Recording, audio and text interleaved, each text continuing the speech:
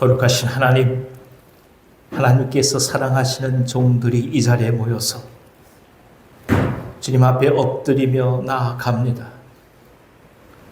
마음과 성품과 삶의 모든 것을 내어드리며 거룩하신 주님 앞에 엎드립니다. 성부, 성자, 성령 하나님께서 저희 모두의 예배를 받으시옵소서. 예수님의 이름으로 기도하옵나이다. 아멘.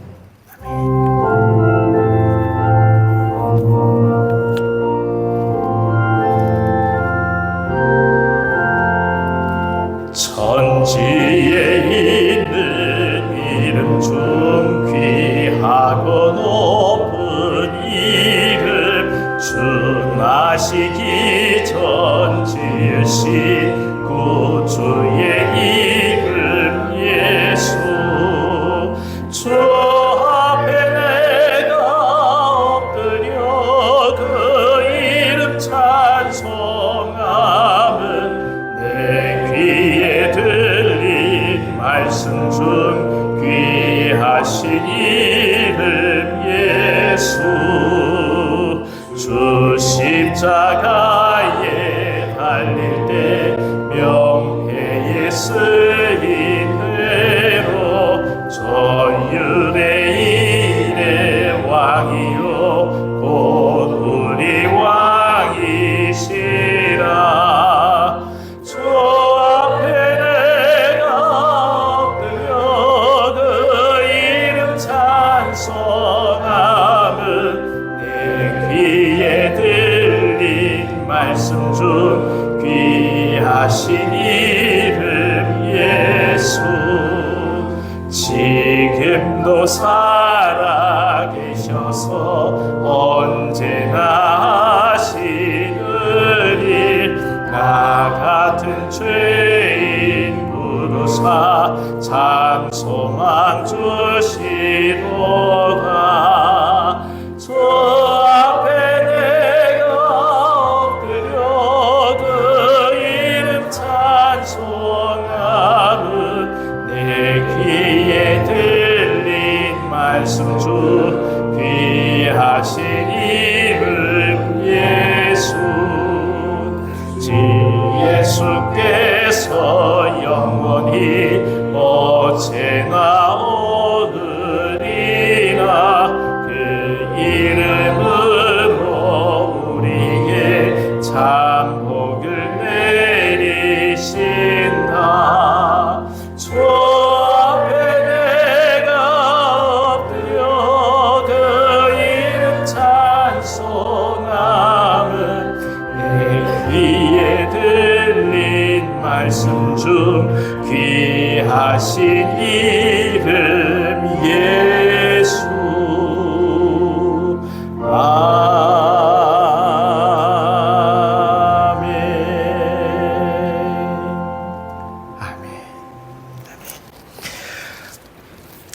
이 시간에 교독문 35번 시편 84편 말씀을 교독하겠습니다. 만군의 여호와여, 주의 장막이 어찌 그리 사랑스러운지요. 내 여호와의 궁정을 사모하여 세하며 내 마음과 육체가 살아계신 하나님께 부르짖나이다. 주의 제단에서 참새도 제 집을 얻고 제비도 새끼 둘 보금자리를 얻었나이다. 주의 집에 사는 자들은 복이 있나니 그들이 항상 주를 찬송하리이다. 주께 힘을 얻고 그 마음에 시온의 대로가 있는 자는 복이 있나이다. 그들의 인물을 보자고 지나가기에 그곳에 많은 샘이 있을 것이며 이른 비가 복을 채워주나이다. 주의 궁정에서 양하리 다른 곳에서의 청나보다 악인의 장막에서 사는 것보다 내 하나님의 성전 문지기로 있는 것이 좋사오니 만군의 여호와여, 주께 의지하는 자는 복이 있나이다. 아멘. 아멘. 자리에 앉으셔서 210장 찬송하겠습니다.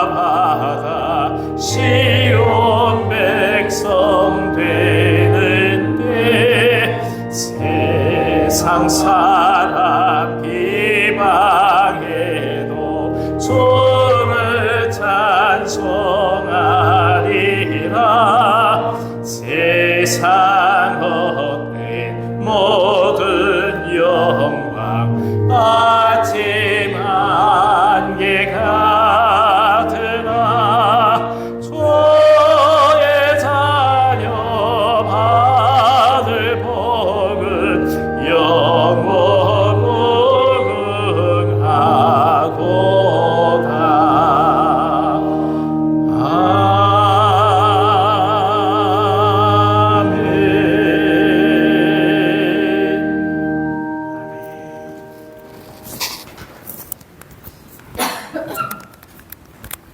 다같이 기도드리겠습니다.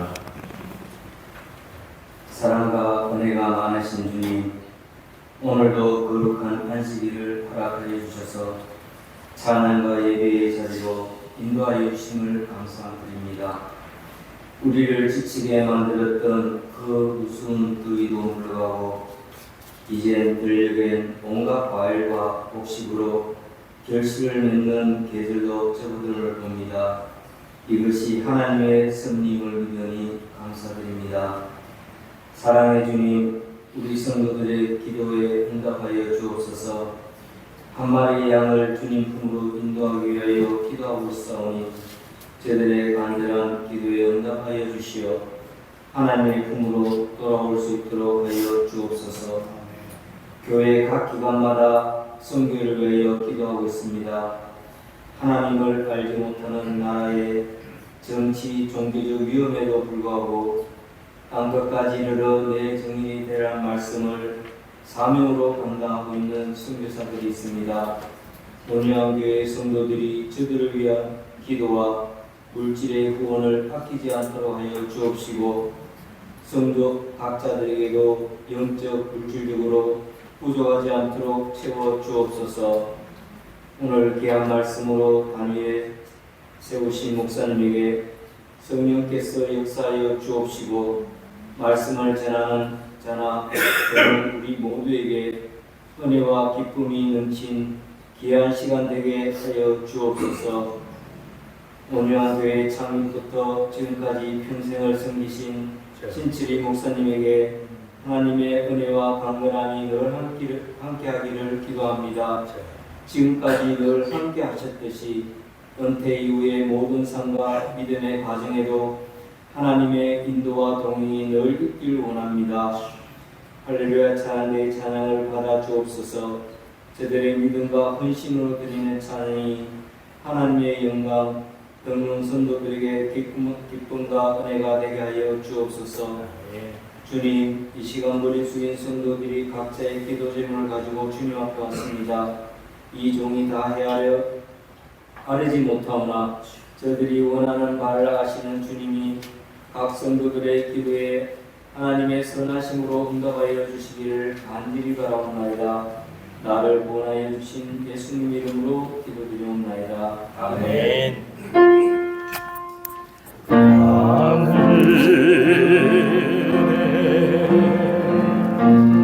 대신 아버지 이름 거룩 가사 존인 나라 임하시고 의시 이루어지이다.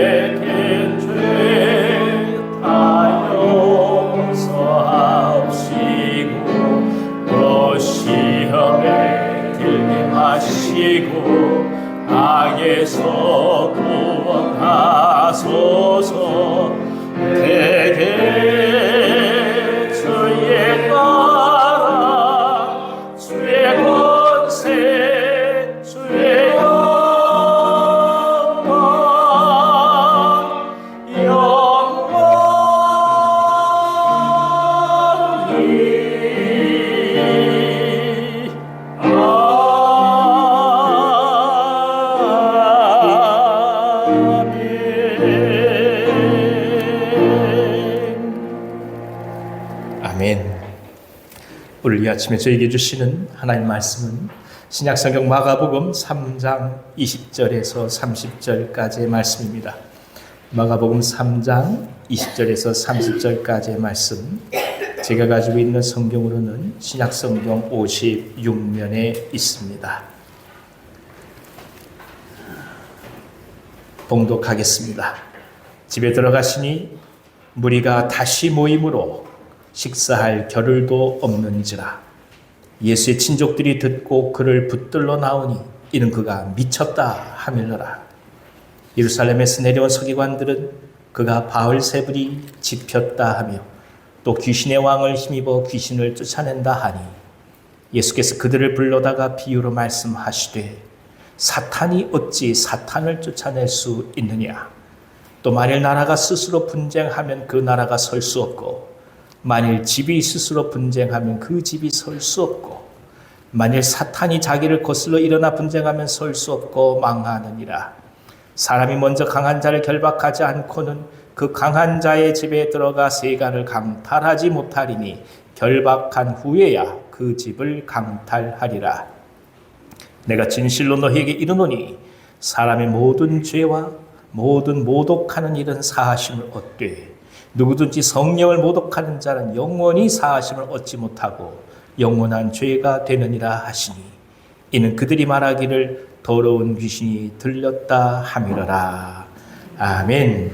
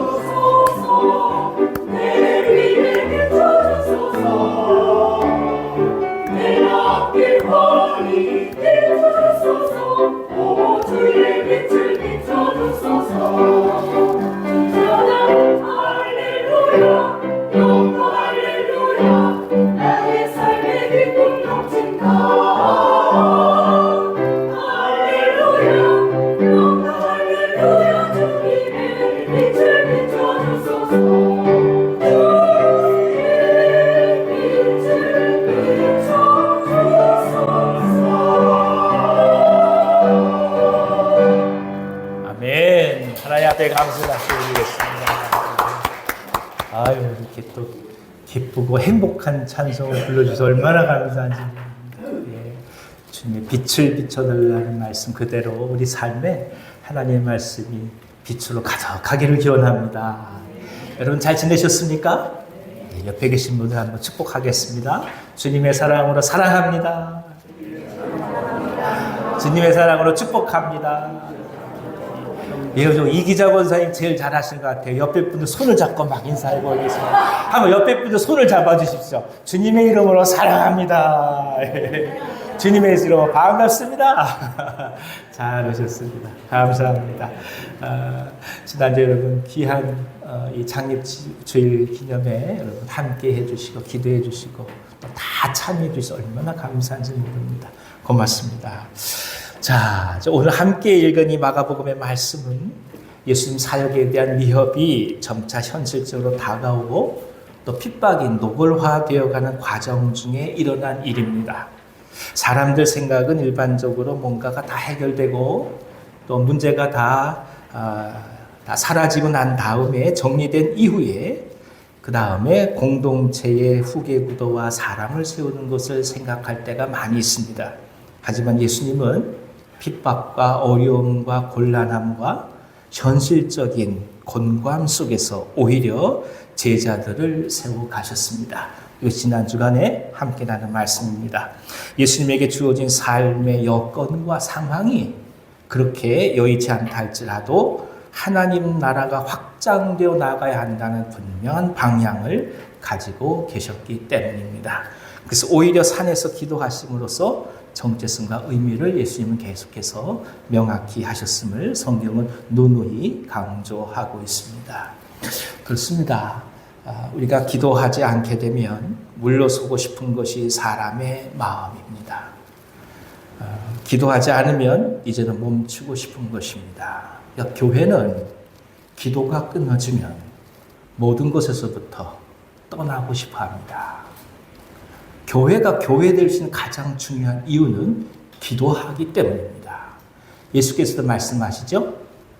하나님의 전, 내 집은 만민의 기도하는 집이라 말씀하셨습니다. 기도를 통해서 비로소 하나님과 우리 사이에 깊은 관계가 형성이 되고 무엇을 해야 될지 생각하게 됩니다. 어려우면 사람들은 언제나 자기 앞가림만 하기가 쉬워요. 근데 예수님은 어려운 때에 사람을 세우십니다. 기도하셨기에 가능한 일입니다. 예수님의 기도는 그렇기 때문에 처절한 것이 없고 또 삶과 죽음의 기로에서 뼈를 깎는 내적인 고통이었을 것입니다. 하지만 그 속에서 하나님의 뜻을 분명히 하셨습니다. 물러서 퇴행하기보다 오히려 제자들을 세우고 사람들을 만나는 길을 선택하셨습니다. 그것이 바로 다시 갈릴리로 오셔서 사역을 계속하시는 삶이었던 것입니다. 그럼 이런 굳은 결심 이후에 예수님에게 그럼 어떤 일이 다가올까요? 쉽지 않은 상황 속에서 하나님 나라를 이루고자 하실 때 어떤 일이 찾아오고 있을까요? 격려하고 힘을 돋아주는 일들이 오고 있을까요? 성령께서는 이 말씀 가운데 저에게 은혜 주시기를 원합니다. 자, 20절부터 21절 한번 읽어주세요. 집에 들어가시니 무리가 다시 모임으로 식사할 겨를도 없는지라 예수의 친족들이 듣고 그를 붙들러 나오니 이는 그가 미쳤다 하밀러라. 오늘 말씀에는 예수님의 사역을 보고 반응하는 세 가지 부류의 사람들이 나옵니다. 그 중에 첫 번째가 지금 말씀입니다. 예수님께 모인 사람들이 있었다라는 것이죠. 예수님의 치유 사역과 말씀 사역 앞에 이를 사모하며 모이는 것입니다. 객관적인 사건을 목격하기를 원하는 사람들이었습니다. 적어도 예수님을 깊이 기다리는 사람들이었습니다. 심지어 예수님이 식사할 겨를도 없이 사람들이 예수님을 찾아왔습니다. 얼마나 이 사람들이 사모했으면 찾아왔겠어요. 예수님이 식사하신 것도 상관없이 찾아올 정도로 그렇게 주님을 깊이 사모했던 사람들입니다. 삶이 절박했던 것이고 위급했던 것입니다. 이게 아이러니예요. 절박한 사람은 오히려 순수하게 찾아와요. 근데 모든 걸 갖고 있다고 하는 서기관들, 바리새인들은 오히려 예수님을 힐난하고자 하거든요. 예수님은 그들에게 희망 그 자체였습니다. 아무리 기다려도 달라지지 않는 삶의 그 자리에 예수님만을 만나게 되면 삶이 달라질 것을 기대하고 믿었다는 뜻입니다. 그리고 실제적인 변화를 목격한 사람들이었습니다. 또 한 무리의 사람들은 예수님의 친족들입니다. 예수님을 그런데 이분들은 붙들러 나오고 있습니다. 예수님이 미쳤다라고 생각한 까닭이죠. 예수님을 모르는 사람들은 예수님을 만나면 살 것 같아서 오거든요. 근데 예수님을 정말 잘 아는 사람들은 어떡합니까? 미친 줄 알고 붙잡아 가려고 오는 거예요. 아마도 친족들은 예수님 사역에 대해서 잘못된 소문을 듣고 오해한 듯 합니다. 친족들이니까 더더욱 예수님을 잘 알 수 있었을 텐데 보고 또 확인도 하지 않은 상태에서 사람들의 소문만 듣고 예수님을 붙들러 온 거죠. 무슨 뜻이겠어요? 그만큼 잘 안다고 생각해서 확인을 하지 않는 것이겠죠. 저희 어머님이 그 사람들한테 하는 얘기 그런 말씀이 있었어요. 저를 향해 하는 겁니다. 쟤를 누구보다 저는 잘 알아요. 우리 아들이 그럴 아이가 아니에요. 천만에요. 저희 어머님 어떻게 저를 그렇게 잘 아십니까? 당신은 다 아신대. 왜 그렇습니까? 여쭤봤대. 내가 너를 낳았을 때부터 기저귀를 갈아치우고 그리고 널 키웠다. 내가 널 어떻게 모르겠느냐. 천만의 말씀입니다. 그러니 여러분, 자제분들 때문에 시험 들지 마십시오. 다 안다고 생각하는 당신이 잘못된 겁니다. 몰라요. 가까이 아는데 예수님을 몰라요. 예수님과 함께 살았는데 예수님을 몰라요. 그게 무슨 뜻이겠어요? 가까운 그 사람들이 오히려 주님께 나가는 걸 막는 거예요. 이게 어려워요. 사역자의 길에 나설 때 1차적으로 넘어서야 할 부분이 바로 이 가족들입니다. 가족들의 필요와 요구 그리고 그들의 바람, 때로는 탄원은 견디기 어려운 시험이며 유혹이 될 수밖에 없습니다. 예전에 저희 목사님이 그 노태우 대통령 세상 떠나기 전에 전도하러 가셨어요. 전도를 하시니까 이분이 병상에서 그렇게 말씀하시더랍니다. 예, 목사님, 저도 예수 믿고 싶어요. 근데 저희 어머님이, 저희 노모가 살아계시는데 그분이 저를 탑도리를 해서 지극 정성을 해서 저를 낳았답니다. 그러니 어머님 살아계실 때까지만큼은 제가 믿기가 어렵습니다.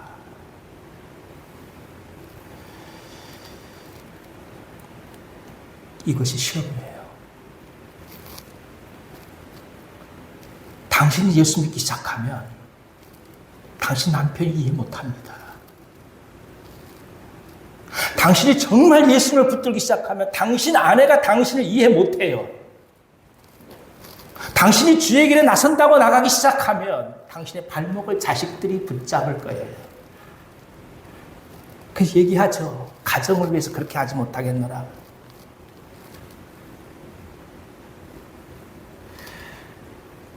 이 사건이 그래서 왜 예수께서 공생에 들어가시기 전에 40일 광야에서 금식하며 기도하셔야 됐는지 또 한 번 이해하게 합니다. 돌을 떡으로 만들고 싶은 유혹을 이기지 않고서야 어떻게 가족들의 바람을 저버릴 수 있겠습니까? 아들아, 너 맞이다. 네 밑에 추루 동생들 있다. 너 집 나가면 안 된다. 아버지도 와서 집 좀 세우고 가면 안 되겠냐. 어떻게 이기겠습니까? 예, 집이 어렵다. 너 하나님께 부름받은 거 아는데 그래도 다만 얼마라도 직장생활 해가면서 집 좀 이렇게 세우고 가야 되지 않겠냐.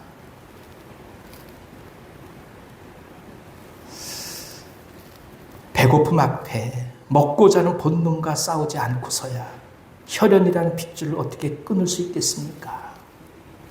그러니 대중을 뒤로하고 산에 가셔서 조용히 기도하셨던 예수님 모습을 생각하노라면 감당할 수 없는 수많은 내면의 아픔이 느껴지게 되는 것입니다. 여러분 가운데 이런 아픔 겪고 계신 분들이 계실지 몰라요.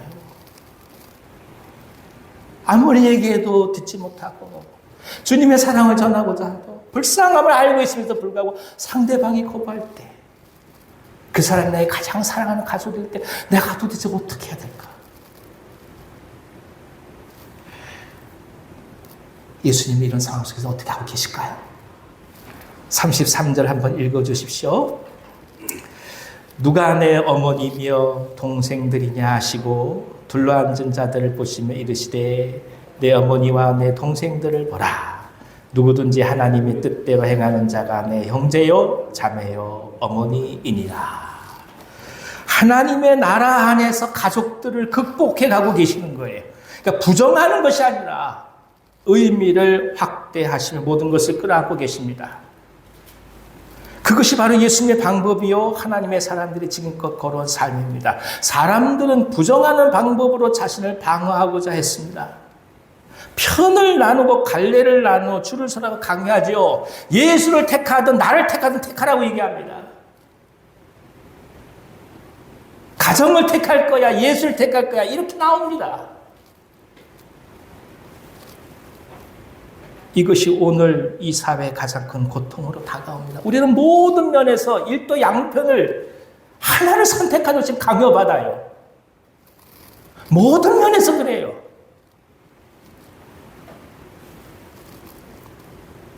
하지만 예수님은 가르는 것이 아니라 의미를 확장시키십니다. 끌어안으며 공동체를 확장시킵니다. 내 형제, 자매, 어머니를 거부하는 것이 아니라 하나님 뜻 가운데서 하나님을 바라보는 사람 다 내 형제, 자매, 어머니가 된다고 끌어안고 가시는 거예요. 갈른다고 해결되는 게 아니에요. 의미를 확장시켜가는 거예요. 가족의 의미가 확대되는 거예요. 세상의 의미가 확대되어 가는 거예요. 내 자신의 의미가 확대되어 가는 거예요. 내가 너가 아니고 너가 내가 아니고 너 내가 모두가 다 이제 하나로 나가는 거예요.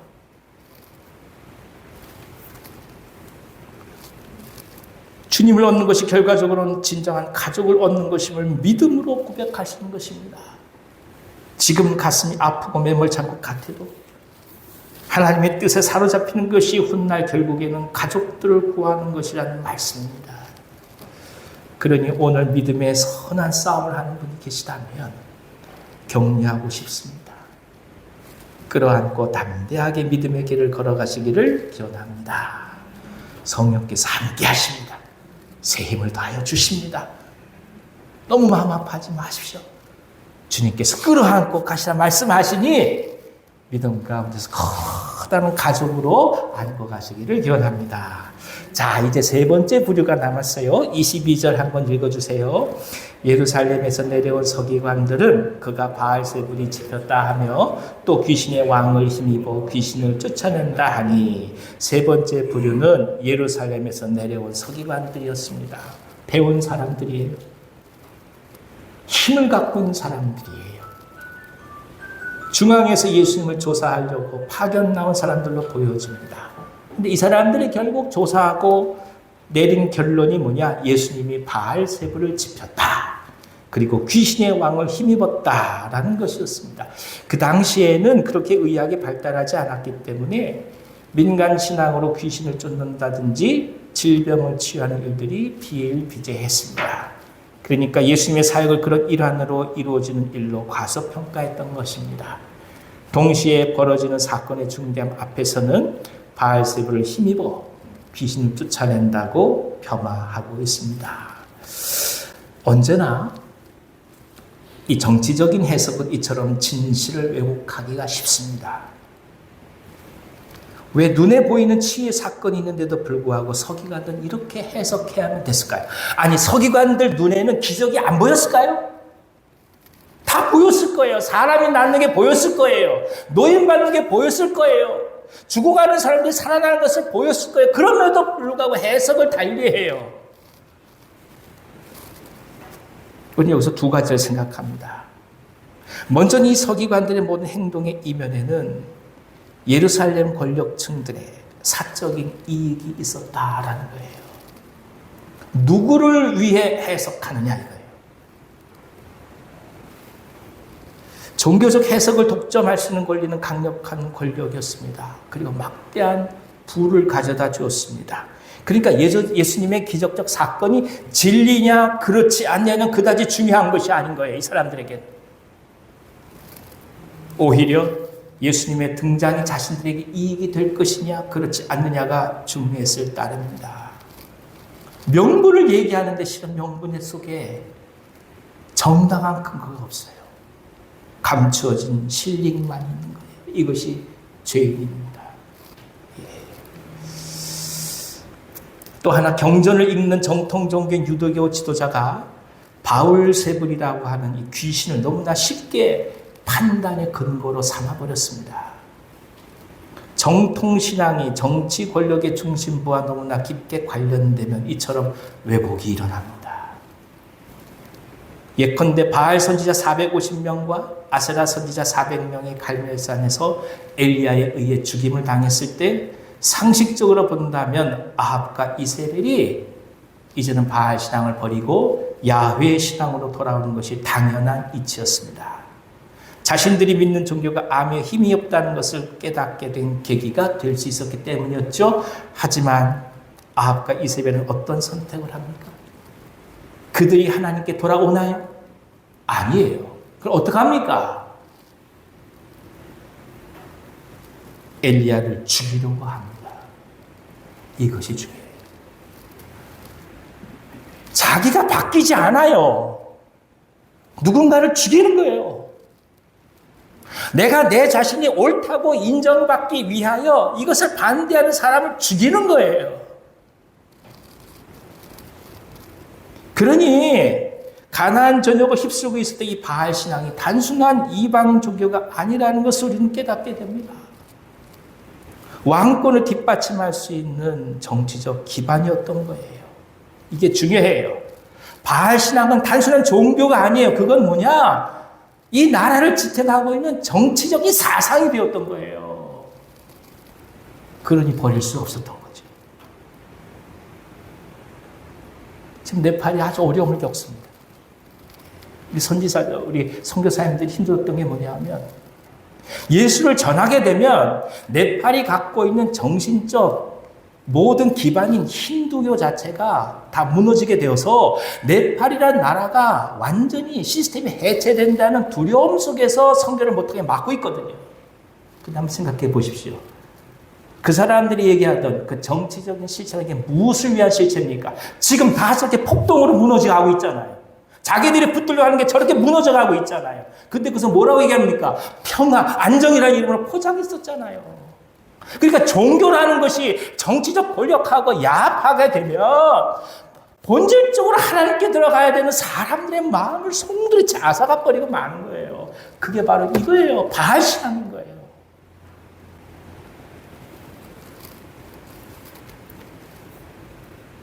당시 고대 사회에서 농사가 되지 않고 목축이 되지 않고 전쟁이 있게 되면 가장 먼저 심판이 대상되었던 것은 왕이었어요. 왕이 덕이 없으니까 비가 안 오는 거예요. 왕이 덕이 없으니까 목축이 안 되는 거예요. 왕이 덕이 없으니까 농사가 안 되는 거예요. 그래서 왕을 죽여버렸습니다. 그것이 고대 사회예요. 그런데 바알 신앙은 이 모든 물질적 풍요 그리고 고통, 때로는 가뭄의 원인을 어디서 찾느냐? 백성들의 종교적 행위에서 찾는 거예요. 백성들이 신전에 가서 열정적으로 종교적 행위를 하지 않았기 때문에 비가 오지 않아서 이 고통을 겪는다라고 그걸 종교로 미화시켜버려요. 그 다음부터 왕의 책임이 사라지는 거예요. 그러니까 왕이라는 존재는 자기의 권력을 유지하고자 어떻게 하든 이 바알신이라는 종교를 모든 백성들에게 각인시켜야만 됐던 거예요. 백성들 위해서 살지 않으면서 백성들 위해 정치하지 않으면서 자기는 호의호식을 누려가면서 그 어떤 비난도 받지 않으려고 바알 신앙을 장려했다는 거예요. 그것을 하나님이 아시잖아요. 내게 돌아오라. 내게 돌아오라. 이제는 모든 우상을 버리고 내게 돌아오라 하는 것은 인간이 누려야 될 본래의 진정한 평강과 자유와 생명과 은혜 그 소망을 이제는 하나님께 와서 왜곡되지 않은 그 하나님의 사랑을 누리라는 초청이었던 거 아니겠어요? 그래서 거부하잖아요.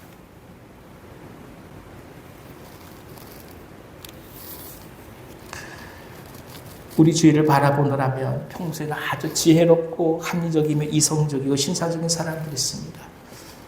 그런데 제가 공부했던 때 선생님도 그런 분이 계셔. 너무 이성적이에요. 사회적 사건이 격앙되게 되면 냉철하게 이렇게 얘기해요. 이 사람도 잘못이고 저 사람도 잘못이다.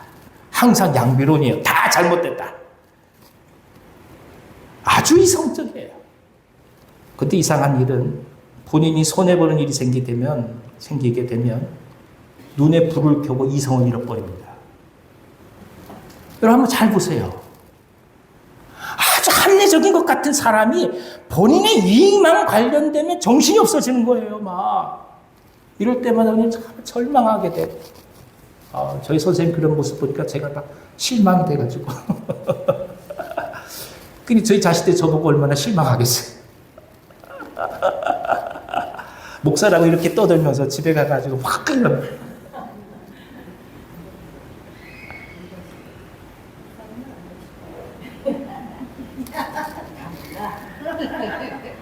예, 그렇습니다, 여러분.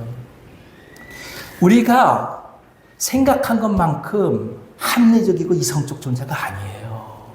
우리는 굉장히 우리가 합리적으로 알아요. 이 생각하기는 모든 게 다 맞는 줄 알아요. 그런데 결국 그 문제가 다른 사람이 걸렸을 땐 그래요. 근데 내 안에 이익만 걸리게 되면 그 다음부터는 우리가 판단이 흐려지기 시작하는 거예요. 서기관들이 얼마나 성경을 많이 공부한 사람들입니까? 얼마나 많이 율법을 배운 사람들이에요. 얼마나 많이 예배에 참석하고 얼마나 많이 강론을 한 사람들이에요. 그럼에도 불구하고 자신의 이익 앞에서 예수를 보고 죽이자 얘기하고 예수님 보고 바알세불을 짚었다 얘기하고 예수님 보고 귀신이 들렸다고 얘기하잖아요. 이것이 오늘의 현실입니다. 그럼 예수님 어떻게 대답하십니까? 23절부터 27절 읽어주십시오.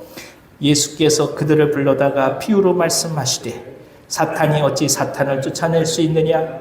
또 만일 나라가 스스로 분쟁하면 그 나라가 설 수 없고 만일 집이 스스로 분쟁하면 그 집이 설 수 없고 만일 사탄이 자기를 거슬러 일어나 분쟁하면 설 수 없고 망하느니라. 사람이 먼저 강한 자를 결박하지 않고는 그 강한 자의 집에 들어가 세간을 강탈하지 못하리니 결박한 후에야 그 집을 강탈하리라. 사단이 사단의 세력을 멸할 수 있겠느냐 물어보시죠. 자기 편을 누가 멸하겠느냐? 국가를 세우는 자들이 자승자박하면 어떻게 국가가 세워지겠느냐? 이것이 너희들이 말하는 것이 상식적으로 가능하냐 반문하는 거예요. 배운 사람들이 상식적이지 않다고요. 공부 많이 한 사람들이 상식적입니까? 아니에요.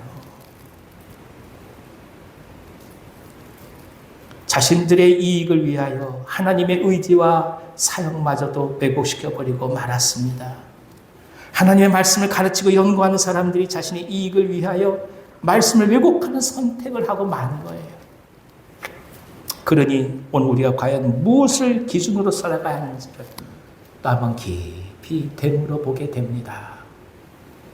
그래서 기억해야 합니다. 사단이 우리에게 다가오는 모습은 논리와 합리와 공평과 정의의 측면에서 찾아오는 것이 아니라는 겁니다. 그것은 지극히 사적인 이익의 측면에서 찾아옵니다. 사람들은 이익 앞에서는 판단하려고 하지 않아요. 근데 그것이 엄청난 사단의 유혹인 거예요. 차라리 정의라는 이름으로 오면 분명히 구별할 것 같아요. 공의라는 이름으로 나가오고 진리라는 이름으로 다가가면 그나마 판단할 수 있을 것 같아요. 근데 그게 아니에요. 이익으로 다가오면 판단할 필요가 없는 거예요. 그냥 당연히 내 것이라 생각한 그때부터 이미 우리는 사단의 유혹에 넘어가기 시작합니다. 죄나학은 단순히 이익 앞에 생각을 멈추게 합니다. 그 가공할 영향력을 가져다 줍니다. 사단은 이익 앞에 그 어떤 생각도 불필요하다고 속삭입니다. 서기관들은 적어도 예수님의 사역에 어떤 의미가 있는지, 일반 대중들에게 어떤 선한 영향력을 가지고 있는지를 생각해야 했습니다. 하지만 그렇게 하지 않은 거죠. 이것이 결정적 죄를 향해 간 이유가 되었습니다. 그래서 주님은 안타까운 마음으로 이렇게 선포하십니다. 28절에서 30절 읽어주십시오. 내가 진실로 너희에게 이르노니 사람의 모든 죄와 모든 모독하는 일은 사하심을 얻되 누구든지 성령을 모독하는 자는 영원히 사하심을 얻지 못하고 영원한 죄가 되느니라 하시니 이는 그들이 말하기를 더러운 귀신이 들렸다 함이라라. 성령을 모독하는 것의 가장 큰 특징은 뭐냐? 회개의 여지를 제거한다는 거예요. 스데반을 죽이는데 증인이 된 사도 바울의 죄가 가볍겠습니까? 하지만 돌이키고 회개하잖아요. 문제는 죽는 순간까지 돌이키지 않는다는 그것이 성령을 모독하는 겁니다. 예수님이 귀신 들렸다고 선언하는 것은 결국 자신의 의견을 돌이키지 않겠다는 말과도 같은 뜻 아니겠습니까? 그래서 우리는 언제나 우리들의 판단과 선택의 결과 앞에서 하나님의 개입의 여지를 남겨놓는 믿음이 필요한 것입니다. 지금은 완벽한 결정이라 할지라도 훗날 잘못될 수 있습니다. 그럴 때 돌이킬 여지를 지금 남겨둬야 합니다. 그래야만 성령께 순종할 수 있습니다. 교회학에서는 일반적으로 성령 회방죄라는 개별적 죄를 죄목으로 두지는 않습니다. 그런 죄는 존재하지 않습니다. 그것은 죄명이라기보다는 하나님의 뜻을 왜곡해서 절대로 돌아오지 않겠다는 인간의 삶의 형태를 가리키는 말입니다. 그런 차원에서 용서받지 못할 죄는 아무것도 없습니다. 다 용서받습니다. 하지만 그리스도의 구주되심을 부인하게 되면, 눈을 감는 그 순간까지 주님의 구주되심을 부인하게 되면 결과적으로 넓은 의미에서 성령을 모독하는 죄로 이해될 수밖에 없는 것 아니겠습니까? 이것이 중요한 거예요. 그래서 우리가 가슴을 치며 기도하는 거잖아요. 그리스도 되심을 성령의 은혜 안에 선포하고 나가고자 합니다. 하나님께서 오늘 우리 안에서 귀하고 소중한 일을 시작하셨습니다. 이를 믿고 마음의 자리를 언제나 그분께 내어놓는 은혜가 있기를 기원합니다. 우리의 개인적 이익이 때로 하나님의 진리를 왜곡하지 않도록 그렇게 우리 자신들 주님 앞에 내어놓드리면서 성령의 인도하심을 사모하며 나아갑니다. 우리는 흔들리고 넘어지지요. 쓰러지지요. 그러나 그럴 때 주님께서 우리를 붙들어 주실 믿고 나아가는 건 아니겠습니까? 우리는 못하지만 성령께서 우리를 붙들고 가시는 거 아니겠습니까? 우리는 죄로 인하여 넘어질 수밖에 없는 존재지만 사소한 이익 하나라도 어찌할지 못해서 죄를 향해 갈 수밖에 없는 그런 존재지만 주의 하나님 성령께서 오셔서 하나님의 놀라운 사랑으로 우리를 붙들고 가신 거 아니겠습니까? 예수님은 우리를 위하여 죽어주심으로 그 사랑 우리 가운데 허락해 주신 거 아니겠습니까? 그러니 우리가 부족하더라도 주님의 사랑을 붙들고 나아가는 은혜가 우리 가운데 가득하길 기원합니다. 우리 한번 외쳐볼까요? 주님의 사랑을 붙들자. 주님의 십자가의 사랑을 붙들자. 하루에도 12번 넘어진 우리입니다. 아침에 다르고 저녁에 다릅니다. 그러나 하나님은 영원토록 동일하십니다. 동일하신 하나님을 붙드시고 오늘도 승리하며 나가시기를 기원합니다. 내 스스로 용서되지 못할 점도 있을 거예요. 어느 순간 내 스스로 막 마음 아파서 그런 부분이 있을 거예요. 그러나 그것 때문에 힘들어하지 말고 영원히 변함없으신 그런 우리를 위하여 십자가에서 죽으신 주님의 사랑을 바라보면서 담대히 성령께서 하신 일에 우리 자신을 내어 맡기고 성령의 운행하시는 속에서 오늘을 넉넉히 쓰면 우리 모두 되기를 간절히 기원합니다. 기도하겠습니다. 하나님 아버지, 우리가 연약해서 하나님의 사랑을 올바로 바라보지 못할 때가 얼마나 많이 있는지요. 주님, 말씀이 그리워서 주님이 식사할 시간도 없을 정도로 찾아온 그런 사람들처럼 우리가 그렇게 주님을 진실되게 찾아가게 하여 주옵소서. 그런 마음으로 일평생 주님만을 바라보게 하시고 그런 소망으로 우리 인생 가운데 믿음의 은혜를 구하게 하여 주옵소서.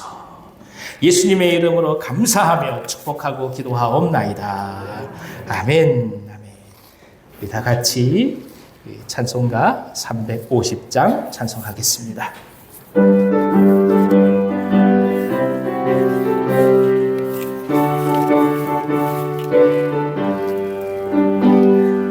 우리들이 싸울 것은 군대 아니요 우리들이 싸울 것은 육체 아니요 마귀 권세 맞서 싸워 깨쳐버리고 죽을 영혼 살릴 것이세 한 마음으로 힘써 나가세 한 마음으로 힘써 싸우세 악한 마귀 군사들과 힘써 싸워서 승전고를 울리기까지 우리들이 입은 갑옷쇠가 아니요 우리들이 가진 검은 강철 아니요 하나님께 받아가진 평화의 복음 거룩하신 말씀이로다.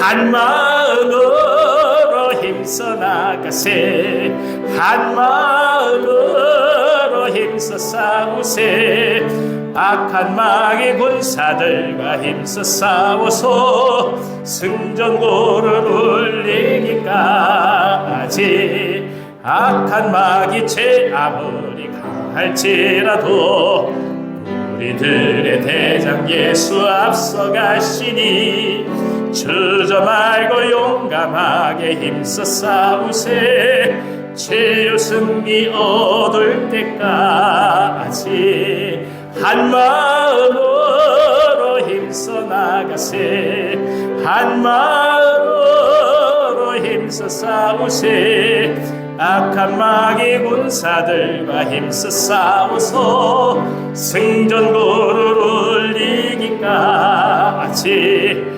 죄악증에 빠진 사람 죄를 뉘우쳐 십자가에 달린 예수 믿기만 하면 위태한데 빠진 영혼 구원 얻어서 천국 백성 되고 심일세 한 마음으로 힘써 나가세 한 마음으로 힘써 싸우세 악한 마귀 군사들과 힘써 싸워서 승전고를 울리기까지. 아멘. 교회 소식 말씀드리겠습니다. 우리 계속해서 금요일 저녁 기도하고 있습니다. 지난 금요일에도 비가 오면서 불구하고 많은 분들이 오셔서 얼마나 감사했는지 모릅니다. 여러분 계속해서 기도해 주시길 바랍니다. 오늘 특별히 예배 이후에 그 자리에 남아주셔서 재직회에 참여해 주시기 바랍니다. 재직분들은 함께 얘기하고 또 함께 기도하며 축복하는 시간을 갖고자 합니다. 다시금 목장순회 시작합니다. 오늘은 새싹 마을입니다. 이 시간에 우리 다 같이 일어나셔서 630장 찬송하시면서 하나님 앞에 봉헌하도록 하겠습니다.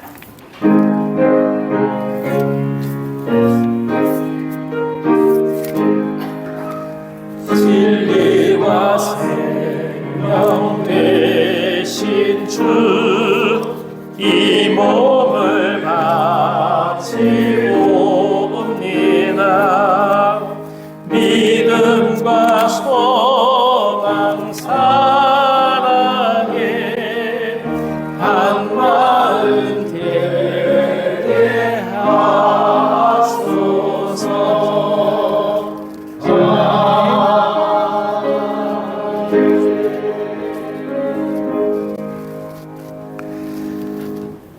거룩하신 하나님 한 주간 은혜 속에서 주님을 깊이 사모하게 하시고 그 사랑 속에서 살게 하시니 감사합니다. 마음의 중심을 들여서 이 시간 예물을 드리오니 받으시옵소서. 하나님 나라를 위하여 사용하여 주시고 드림의 기쁨과 나눔의 평강을 누리게 하여 주옵소서. 생업의 어려움 속에서 더더욱 주님께 기도하는 종들을 굽어 살펴주시기를 원합니다. 하루하루 매 순간을 기도할 수밖에 없는 종들이 있습니다. 주님 저들의 곤고함을 주님 하감하여 주셔서 하늘의 은혜로 채워주옵소서.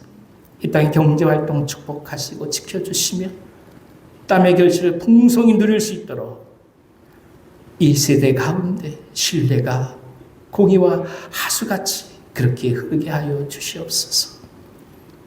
가장들을 축복해 주시고 일터에 복을 주시며 땀 흘려 수고하는 노동의 의미와 노동의 기쁨이 가득하게 하여 주옵소서.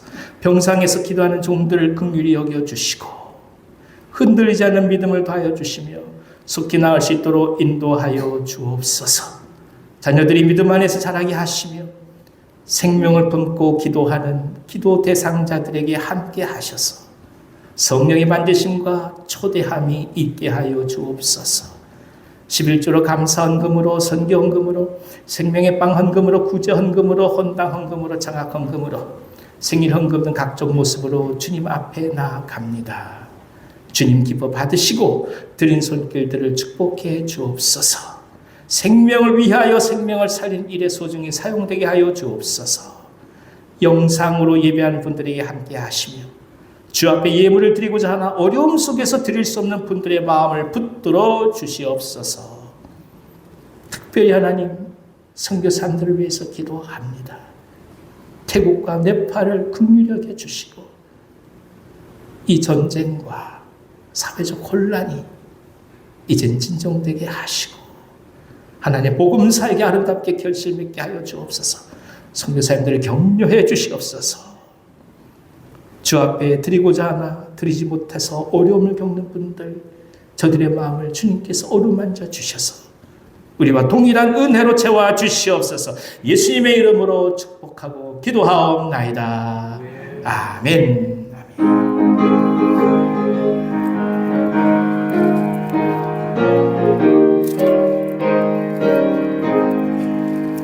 익은 곡식 거둘 자가 없는 이때에 누가 가서 거둘까? 내가 어찌 게으르게 앉아 있을까? 어서 가자 밭으로 보내줘소서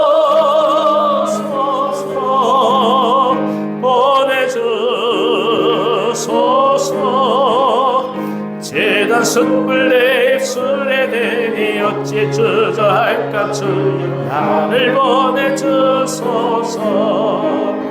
주가 나를 부르시니 언제 어디나 기뻐 가서 일하리. 주가 명령 내리실 때 능력 받아서 기뻐 거두리로다. 보내주소서 보내주소서. 재단 숯불 내 입술에 대니 어찌 주저할까? 주 나를 보내주소서. 아멘.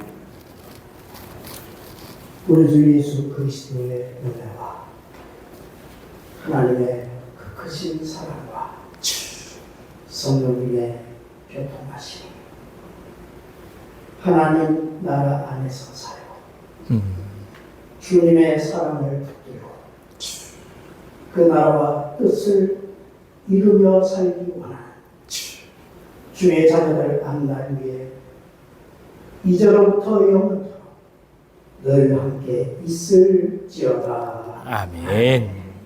Oh